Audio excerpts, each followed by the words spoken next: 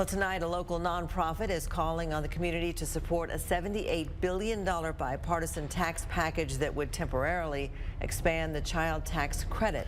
KCBD News Channel 11's Parker Schaffner joins us in the studio with how Lubbock Area United Way believes this bill could help low-income families nationwide. Parker? Karen and Abner, last week, House Resolution 7024 passed the Republican-controlled House by a vote of 357 to 70. The Tax Relief for American Families and Workers Act of 2024 is now in the Senate for a vote where its fate remains uncertain. Child tax credit first was enacted in 1997, and especially through expansions like we saw in 2021, that expansion cut child poverty almost in half. In 2022, it was not expanded, and after that, we saw a rapid increase in child poverty. Lindsay Walton with Lubbock Area United Way says this credit is one of the best tools our nation has to help low-income families. This helps people just put money back into their budget who have kids.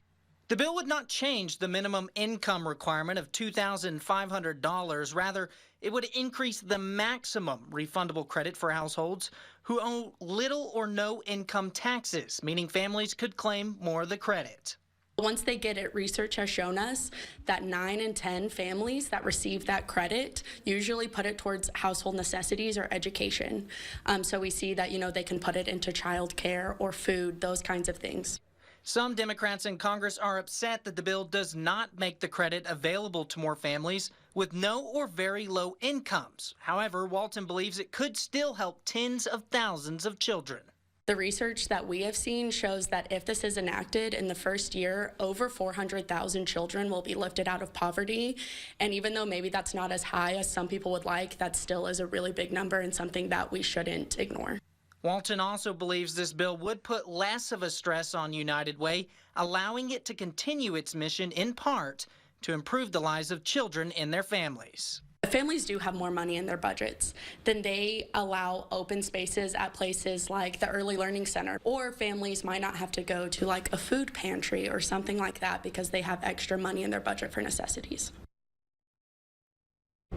United Way is asking you to call your senator to make your opinion known. It's also using social media to encourage participation in advocating for the bill. Karen and Abner? We've invited Parker up here because you may not know him unless you watch the early morning hours. He's been on Daybreak for how long? I've been on Daybreak for about 2.5 years. Just moved to Nightside. Very excited. And we're glad to have you here. Tell us, you're from where? I am from Lubbock. So born and raised. Great to have a born and raised Lubbock kid on the air with us every night nearly. So Called you a kid, but glad to have you. Glad to have you. Thanks, y'all.